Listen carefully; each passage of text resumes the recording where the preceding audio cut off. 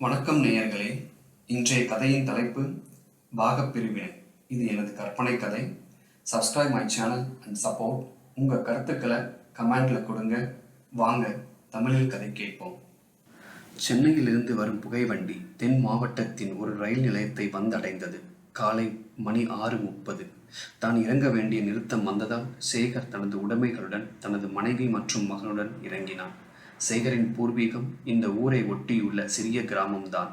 அவனை பெற்றவர்கள் இப்போது இல்லை, இறைவனடி சேர்ந்து விட்டனர். உடன் பிறந்த ஓர் அண்ணன் தனபால் மட்டும்தான். அவர் ஒரு சிறிய விவசாயி. அவர் மனைவி மணியம்மை நல்ல மனம் கொண்ட பெண்.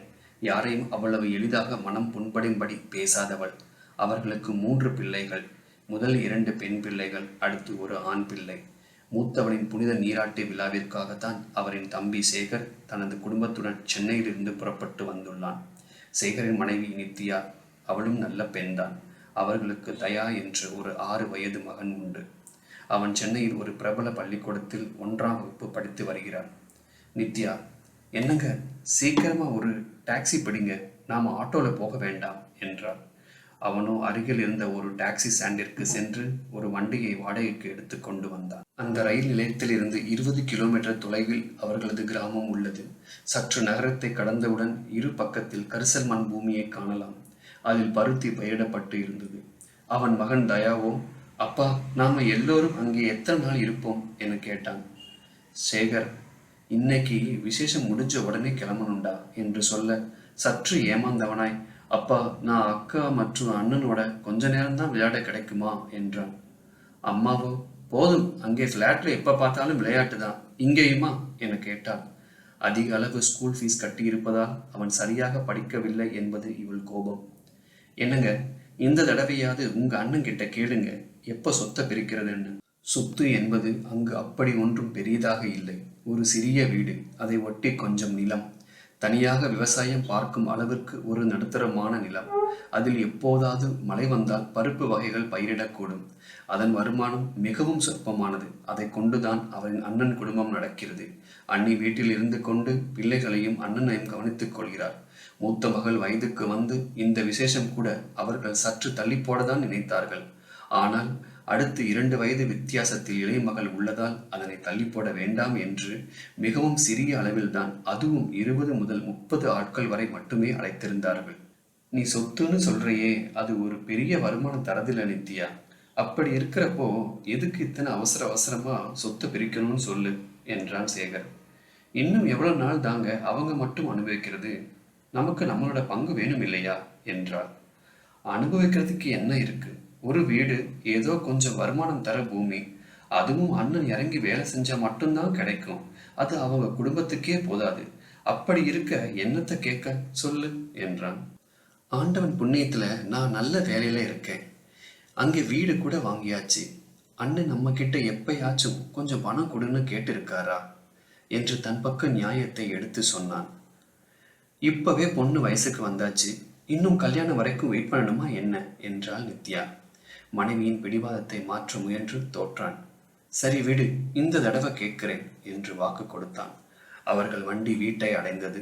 கீழே இறங்கும் பொழுது அண்ணனும் அன்னையும் வாசலுக்கு வந்து, வாங்க வாங்க, பயணம் எல்லாம் எப்படி இருந்துச்சு என்றார் அண்ணன். அன்னியும், நித்யா வாமா, எப்படி இருக்க, இப்படி மெலிஞ்சு போயிட்டையே என்று நலம் விசாரித்தாள். அண்ணனின் மனைவி எப்பொழுதும் நித்யாவை தனது உடன் பிறந்த சகோதரி போலதான் எண்ணிக்கொண்டுள்ளார். தயா இறங்கிய உடனே குழந்தைகளுடன் விளையாட சென்று விட்டான். அனைவரும் சீக்கிரமே ரெடியாகி இருந்தனர். அண்ணி மணியம்மையின் பிறந்த வீட்டு ஆட்கள் சீரோடு வந்திருந்தனர். காலை உணவு உண்டாகி விட்டது. மணியம்மைக்கு ஒரே ஒரு உடன் பிறந்த தம்பி மட்டும்தான். அவனோ கிடைக்கும் வேலையை செய்து கொண்டு பிழைப்பு நடத்துபவன். அவன் மனைவி சற்று கெட்டிக்காரி. அவர்களின் வருமானத்திற்கு ஏற்றபடி வாழ்க்கையை நடத்துபவள். அக்கா, இந்த தடவை மருமகளுக்கு தங்க எதுவும் வாங்க முடியல, சீரா இந்த பட்டு சேலை மட்டும்தான் வாங்கி கொண்டு வந்தேன் என்றான் மணியம்மையின் தம்பி. எப்பொழுதும் அடுத்தவர்களின் மனம் புண்படும்படி பேசாத மணியம்மையும், டேய், என்னடா இது, தங்கம் கொடுத்தாதான் தாய் மாமாவா? எனக்கு பிறந்த வீடு பந்தம்னா அது நீ மட்டும் தானே. இங்கே வந்து இந்த விசேஷத்தை முன்னாடி இருந்து நடத்துற, எனக்கு அதுவே போதும்டா என்றாள் கனிவாக. நல்லபடியாக எல்லாம் நடந்து முடிந்தது. மதிய உணவுக்கு பின் வந்திருந்தவர்கள் எல்லாம் அவர்களின் வீட்டுக்கு சென்று விட்டார்கள்.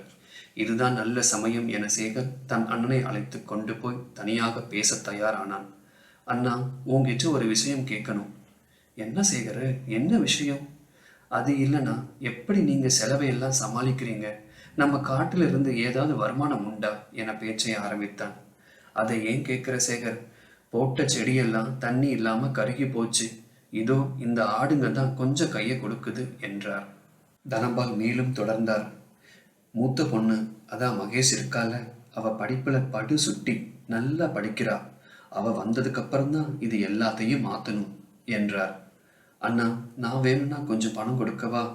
அது மட்டும் வேணாடா சேகரு, உனக்கு தாரம் வந்த பின்னாடி நீ எங்களுக்கு பணம் கொடுக்கிறது சரிப்பட்டு வராது, புரிஞ்சுக்கோ என்றார் அண்ணன். பேச வந்தது ஒன்று, பேசியது வேறு என எண்ணி அண்ணனிடம் வேறு எதுவும் கூறாது சென்றான் சேகர். மாலையில் இருவரும் ரெடியாகி இருந்தனர். என்ன நித்யா, நீயும் குழந்தையும் கூட ஒரு 2 நாள் இங்கே இருந்துட்டு போகக்கூடாதா என்றார் மணியம்மை. நாளைக்கு தயாவுக்கு பரீட்சை இருக்குக்கா, அதான் உடனே கிளம்புறோம் என்றான் நித்யா. ரயில் நிலையம் வந்தடைந்தார்கள். என்னங்க, நீங்க உங்க அண்ணன்கிட்ட கேட்டீங்களா? இல்லை நித்யா, சரியான சந்தர்ப்பம் அமையல. சற்று கோபத்துடன், எப்பவும் இதே தானே சொல்றீங்க? பின் அவனிடம் எதுவும் பேசவில்லை. காலை வீடு வந்ததும் மகனை மட்டும் ரெடியாக்கி பள்ளிக்கு அனுப்பிவிட்டாள். சேகர் தனது அலுவலகத்திற்கு போய் மதிய உணவு உண்டான். 2 நாட்களும் நித்யா மௌன விரதம் கடைபிடித்தாள். சரியாக சமைக்கக்கூட இல்லை. தனது மகனுக்கு மட்டும் ஏதோ சமைத்து கொடுத்தாள். சேகரே அன்று ஆரம்பித்தான். காலை அலுவலகம் செல்லும் முன் அவளிடம், இன்னைக்கு ஆஃபீஸ் விட்டு வந்த பிறகு அண்ணா கிட்ட கண்டிப்பா பேசுறேன்.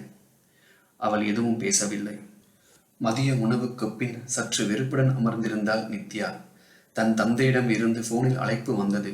வேண்டா வெறுப்பாக எடுத்து பேசினாள். என்னம்மா, வேலையெல்லாம் முடிச்சிட்டையா என்றார் அவளின் அப்பா ராகவன். முடிஞ்சதுப்பா என்றாள் ஒரே வார்த்தையில். அப்புறம் ஊருக்கெல்லாம் போய் வந்தீங்களே, அங்கே எல்லாரும் நலன்தானே? சற்று கோபத்துடன், ஆமாம், எல்லாரும் நல்லதான் இருக்காங்க என்று அழுத்தினாள். என்னம்மா, ஏதோ ஒரு மாதிரி பேசுற, வேற என்னப்பா சொல்ல என்றாள். உன் மனசுல ஏதோ ஒன்று கடந்து அல்லல் படுற, என்னன்னு சொன்னாதானே ஒரு முடிவு கிடைக்கும் என்றார் அப்பா. தன் தந்தையிடம் அந்த பாகப்பிரிவினை பற்றி சொன்னாள். ஆனால் அவரும், என்னம்மா இப்படி வெட்டு ஒன்று துண்டு 2 பேசுற?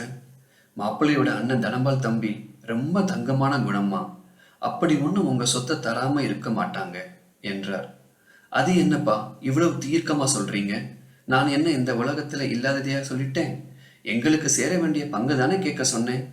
அம்மா நித்யா, உனக்கு ஒரு விஷயம் நான் இது நாள் வரைக்கும் சொல்லவே இல்லை. அதை இப்ப சொல்றேன், கேட்டுக்க. உன் கல்யாணத்துக்கு 2 மாசம் முன்னாடி உங்க அம்மாவுக்கு உடம்பு சரியில்லாம வந்ததே ஞாபகம் இருக்கா?